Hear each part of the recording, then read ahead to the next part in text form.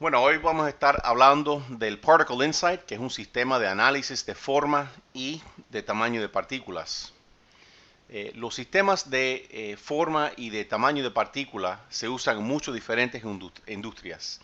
Se puede usar en cualquier industria que tiene una materia prima que se usa para un material final. Puede ser algo en la área de alimentación, puede ser en pinturas, donde hace falta saber la circularidad de las partículas, puede ser para partículas para purificación de agua, cosméticos, farmacéuticos, un área muy grande para forma de partícula, pero en general toda la gente que usan tamaño de partícula también tiene a veces un requerimiento para saber no solamente el tamaño, pero saber la forma de la partícula. Y lo que vamos a estar haciendo hoy es enfocándonos completamente en lo que es forma de partícula, pero también, como acabamos de decir, es importante saber el tamaño de la partícula también. Y con eso es importante saber en qué rango estamos trabajando. Bueno, lo que nosotros decimos en el giro nuestro es que trabajamos con lo que es partículas industriales. Y las partículas industriales están clasificadas como partículas entre nanómetros hasta unos cuantos milímetros.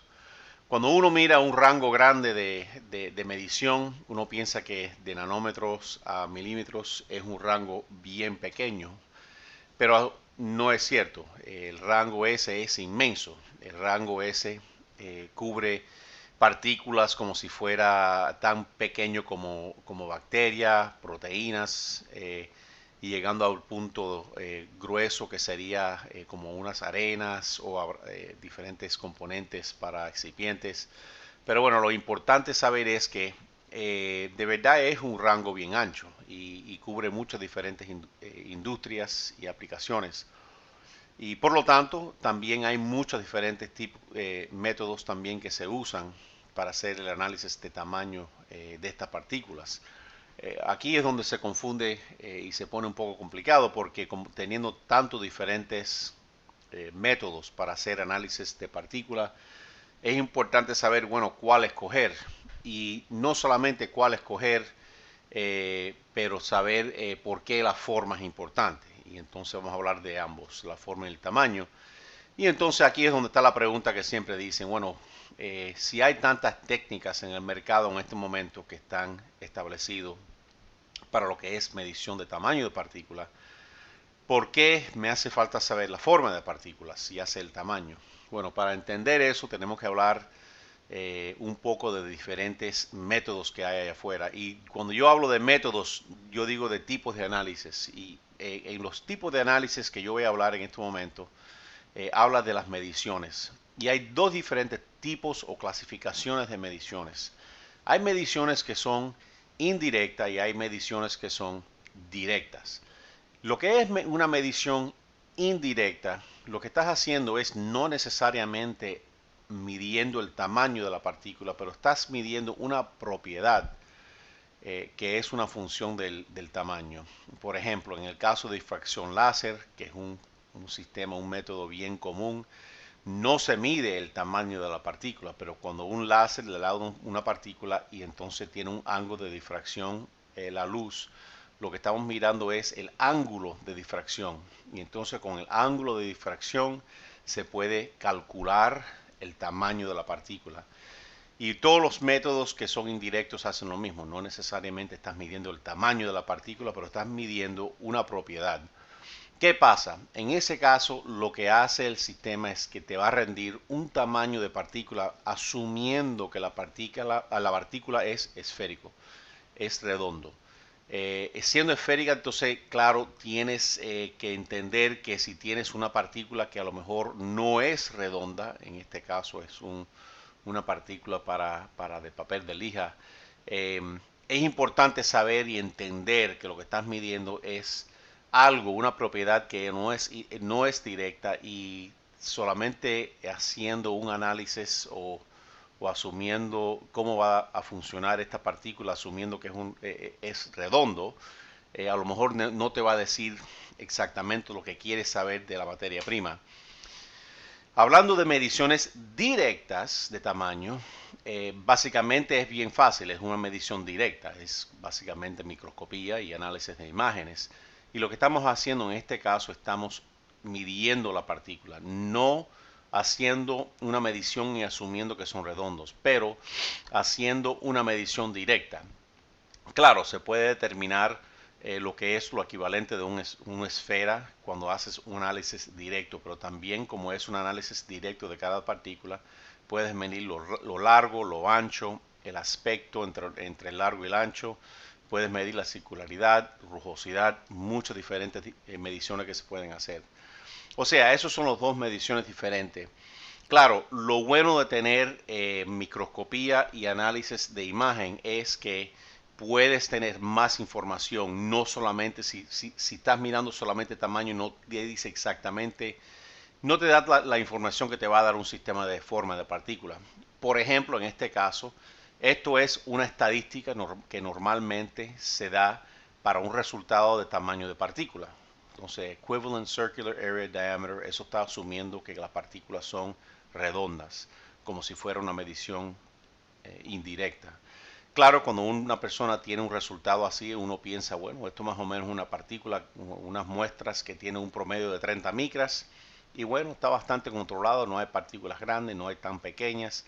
Esto debe de trabajar bien como una materia prima y va a fluir bien en el proceso. Pero lo que pasa es que cuando te pones a ver, y aquí es donde se ve la diferencia, esta población de muestras está actualmente hecho por tres diferentes poblaciones de partículas. Hay partículas que son largas y flacas, hay partículas que son redondas y unas que son con bastante rugosidad. Pero si uno asume, de nuevo asume que las partículas son redondas, puede dar la impresión a una persona que solamente está tratando de controlar la calidad de su producto, que esto está bajo control y va a fluir bien. Pero imagínate si estos son partículas que están fluyendo en un proceso. Claro, las partículas redondas van a fluir bien, pero los que son así largos y flacos no van a fluir bien. O sea, cuando ya empieza el proceso y está terminando el proceso, se están separando mucho. Y por eso de verdad que es un ejemplo porque es importante ver las partículas, los sistemas que son mediciones directas, claro, como le están midiendo, tomando una foto de cada partícula, puede entonces determinar las diferentes formas de las partículas. Ahora, claro, esto a lo mejor no es tan importante para todo el mercado, pero hay ciertas aplicaciones para las materias primas que de verdad que requiere saber esa información de la geometría de cada partícula. En otros casos a lo mejor no, pero en muchos casos es importante saber qué es la forma de la partícula para tener esa idea de cómo va a trabajar la materia prima en el proceso. Y claro, otra cosa muy buena de lo que es las mediciones directas es que también tienes fotos de cada partícula. Entonces, si tienes una partícula un resultado que tiene unas partículas grandes y no sabes si son aglomerados, son burbujas, teniendo un sistema que es de medición directa, casi siempre van a tener resultados que te van a dar todas las fotos de cada partícula que se hace en análisis.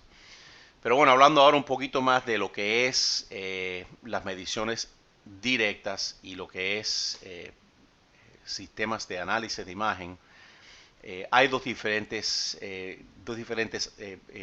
tipos de instrumentos de análisis de imagen. Hay lo que es análisis de imagen dinámico y hay los sistemas que son estáticos. Los sistemas que son estáticas, claro, son básicamente usando un microscopio. Y lo que es la parte de análisis, todo eso, la parte de la computadora, eso para los dos son bastante parecidos, pero lo que es análisis sin movimiento, básicamente es con un microscopio, pero los sistemas de análisis dinámico lo que hace es, la diferencia aquí es que tiene una medición mientras que está fluyendo la partícula y van tomando fotos. Claro, obviamente el sistema que es dinámico va a ser un poco más rápido, bastante más rápido que los sistemas que son static. Pero bueno, la manera de nuevo que trabaja es que pasan las partículas por una celda, le va tomando fotos de cada partícula y entonces cuando le toma la foto de cada partícula, coge esas imágenes, se lo pasa a la computadora y entonces la computadora procesa la imagen. Ahora, vamos a hablar un poco de eso. Bueno, aquí están las partículas, se toma la foto se procesa, se graban en lo que es una cámara y van a la computadora. Ahora, cuando va a la computadora y se empieza a procesar, obviamente, de la manera que trabaja es usando los píxeles de la cámara, coge el imagen que se llama grayscale, que es una foto. Entonces se convierte eso a lo que es binario. Binario básicamente quiere decir que si hay un píxel que está oscurecido por la sombra de la partícula, se pone negro, y si no, es blanco. Entonces, teniendo esa diferencia, se puede determinar los diferentes píxeles que están oscurecidos por la partícula, y entonces sabiendo el tamaño de cada píxel, se puede entonces hacer diferentes mediciones. Es muy importante saber que, bueno, esto yo creo que es obvio a la gente que tienen cámaras en sus teléfonos, teniendo más información siempre es mejor. Bueno, en este caso también se repite, en teniendo más píxeles, tienes la oportunidad de tener más resolución, y se puede ver, obviamente, esto es un poquito exagerado, pero se puede ver que es muy importante para tener y determinar información de forma, es importante tener sistemas que tienen muchos píxeles. Los sistemas de análisis de imágenes hoy son bien flexibles, se pueden cambiar las cámaras mientras que se estén, como las cámaras siempre se están mejorando en la industria, y es bueno saber que los sistemas de análisis de imagen siempre se pueden cambiar las cámaras después, es bien sencillo hacer eso. Pero bueno, de nuevo, hablando de lo que es los píxeles, se van oscureciendo los píxeles, entonces sabiendo el tamaño de cada píxel, entonces se puede determinar las diferentes mediciones, hasta 30 mediciones tenemos nosotros. Se puede determinar el ancho, el largo, la rugosidad, circularidad, diferentes mediciones. Pero básicamente está todo hecho por lo que es tomar la foto, convertirlo en un formato binario, sabiendo qué píxeles están oscurecidos, y entonces con eso y sabiendo el tamaño de cada píxel, entonces se hace todas las matemáticas. Bueno, eso era un resumen de los sistemas que son análisis de imagen. Vamos a enfocarnos ahora un poco en lo que es el Particle Insight, que es el sistema que tenemos nosotros. Nuestro sistema Particle Insight trabaja de lo que es un sistema dinámico. De nuevo, dinámico básicamente dice que está indicando que las partículas van pasando por una celda. Siempre están tratando de hacer una orientación arbitraria para asegurarse que puedas tener todos los diferentes ángulos. Cuando va pasando las partículas, de nuevo se hace todas las matemáticas, y al final, claro, se puede entonces dar los resultados por diferentes reportes. Hay muchas maneras de poder dar los resultados. Normalmente una persona mira lo que es tamaño de partícula, lo que sería el tamaño, pero aquí a todo en tiempo real se puede dar hasta 30 diferentes mediciones. Puedes tener la estadística de lo que es tamaño, pero también puedes tener las estadísticas de lo que es rugosidad, todo.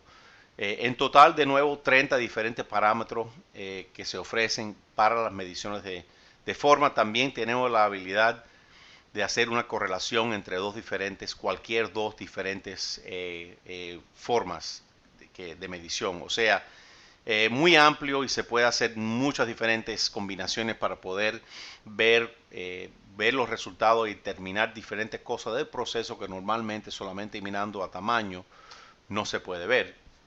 Ahora, claro, una persona ve esto y dice, bueno, oye, 30 diferentes mediciones de partículas me parece demasiado, yo no sé lo que voy a hacer con tanta información.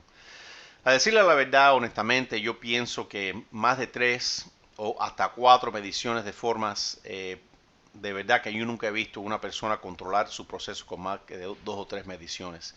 Casi siempre se usa lo que es tamaño de partícula, asumiendo que una partícula es redonda. La razón por cual casi siempre se usa esto es porque esto es lo que más se va a parecer a los diferentes métodos que están en el mercado hoy en día. Claro, es una técnica diferente y no te va a dar exactamente el mismo resultado, pero es lo más cercano que vas a tener. Entonces, por esa razón, casi siempre lo que es mirando las partículas, asumiendo que son redondas y haciendo ese cálculo, es uno que está bien común. Uno también bien común porque están interesados de cómo fluyen las partículas en un proceso. Por ejemplo, si es un cemento que tiene varios componentes y parte de los componentes tienen una circularidad diferente a otros, pueden separarse y cuando llega el punto que ya se está mezclando, a lo mejor no tiene la mezcla adecuada de los diferentes componentes. Lo mismo con el área farmacéutica. Sabiendo la rugosidad o la circularidad en este caso, puede fluir diferente el proceso y cuando se va a hacer la tableta, a lo mejor no hay la cantidad de cada componente y por eso se ve mucho lo que es circularidad y también lo que es rugosidad. Una persona piensa que para papel de lija y lo que es para cortar, materiales para cortar, diamantes, es importante saber la rugosidad, pero no, también rugosidad impacta mucho lo que es el fluido de las partículas en un proceso. También la rugosidad y monitoreando la rugosidad se ha usado mucho para determinar los diferentes resultados de un molino. Si el molino a lo mejor está ya gastado, a lo mejor la rugosidad empieza a bajar no, al opuesto, se empieza a subir y entonces se pone menos rugoso la partícula. O sea, estos son tres que se usan mucho y uno que se usa mucho también, especialmente para partículas que tienen un aspecto alto, que sería el largo dividido por el ancho. Se puede hacer reportes con lo que es anchuras y la relación de aspecto también. Estos son cuatro que son bien comunes, pero claro, tenemos hasta 30 y dependiendo las diferentes muestras y los diferentes procesos que están ustedes usando, se escoge unas combinaciones diferentes.